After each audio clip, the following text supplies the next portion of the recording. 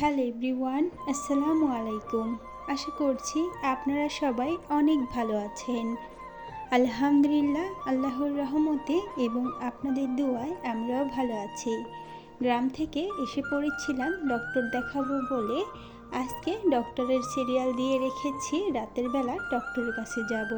তাই সারাদিন কি করলাম সেটাই থাকছে আজকের এই ভিডিওতে। আমার চ্যানেলে যদি নতুন হয়ে থাকেন দয়া করে আমার চ্যানেলটাকে সাবস্ক্রাইব করে দিবেন, আর আমার ভিডিওটা যদি ভালো লাগে একটি লাইক দিয়ে দিবেন। কিছু বলার থাকলে কমেন্ট করে জানিয়ে দেবেন। তো চলুন দেখে আসি সারাদিন কি করলাম। সকালের নাস্তাটা খেয়ে চলে গিয়েছিলাম রান্নাঘরে রান্না করার জন্য। আজকে থেকে আমার হাজবেন্ডকে খাবার পাঠাবো, তাই রান্নাটা করে নিচ্ছিলাম। আর আজকে রান্না করেছি গরুর বট ভুনা, যেটাকে অনেকেই ভুড়ি বলে ডাকেন। এটা তো আমার অনেক পছন্দ, আর আমার হাজবেন্ডও অনেক পছন্দ করে। ভুড়িটা রান্না হতে যেহেতু অনেক সময় লাগে, তাই আমি আজকের রান্নাটা একটু সকালই করে নিচ্ছিলাম। আমার রান্না করা প্রায় শেষ, তাই একটু বারান্দায় চলে আসলাম। এখান থেকে দেখা যাচ্ছে বাইরে বৃষ্টির অনেক পানি জমেছে। আর বারান্দায় আমার একটা মুরগি আছে, আমি মুরগিটাকে খাবার দিতে এসেছিলাম। তারপর মেশিনে কিছু কাপড় শুকিয়ে নিচ্ছি, পানিটা ঝরে গেলে সেটাকে আমি বারান্দায় মেলে দেব।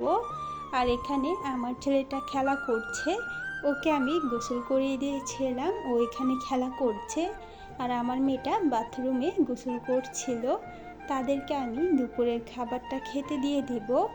আর দুপুরের খাবার খাওয়ার পর তারা দুজনই ঘুমিয়ে পড়বে। বারান্দায় কিছু শুকনো কাপড় ছিল, সেগুলোকে নিয়ে নিলাম। এগুলোকে এখন আমি ভাঁজ করে রেখে দেব। আর যে কাপড়গুলো মেশিনে ধুয়ে নিয়েছি সেগুলোকে এখানে রোদে শুকিয়ে দেব।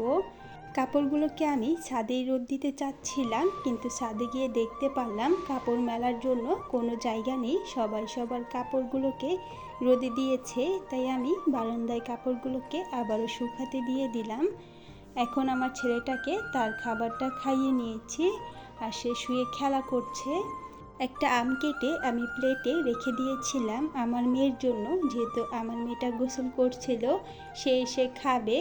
আর এখান দিয়ে আমার ছেলেটা আমটাকে নিয়ে নষ্ট করা শুরু করে দিয়েছে। আমি ছিলাম রান্নাঘরে একটু কাজ ছিল, সেগুলোই করছিলাম। আর এসে দেখি সে নাকি এগুলোকে রান্না করছে। আমাকে বলছে আমি রান্না করি মশলা দিয়ে, এখন আমাকে খেতে বলছে। আমি বললাম তুমি খাও। সে খাবে না, সে আমাকে খেতে বলছে, সে রান্না করেছে। দেখেন কত দুষ্টু সে। ঘরে যখনই সে একা থাকে তখনই তার দুষ্টামি শুরু হয়ে যায়। রাতের বেলা ডক্টরের কাছে যাব, তাই যাওয়ার আগে কালকের জন্য রান্নাটা করে নিচ্ছিলাম। আর আমার ছেলেটাকে তার খাবারটা খাইয়ে নিলাম। এখন আমরা রেডি হয়ে গেছি, চলে যাব ডক্টরের কাছে। আমাদের সিরিয়ালটা আগে থেকে যেহেতু দেওয়া ছিল, তাই সময় মতো চলে গেলাম। প্রতিবার হসপিটালে যাওয়ার সময় রাস্তায় অনেক জ্যাম থাকে, তাই আজকে একটু আগে বাসা থেকে বের হয়ে পড়েছিলাম। ভেবেছিলাম হয়তো রাস্তায় অনেক জ্যাম থাকবে, কিন্তু আজকে রাস্তায় কোনো জ্যাম ছিল না। অনেক তাড়াতাড়ি করে চলে এসেছি। এসে দেখতে পারলাম আমার সিরিয়ালটা আসার এখনও অনেকটা সময় বাকি, তাই ছেলে মেয়েকে নিয়ে বসে অপেক্ষা করছিলাম।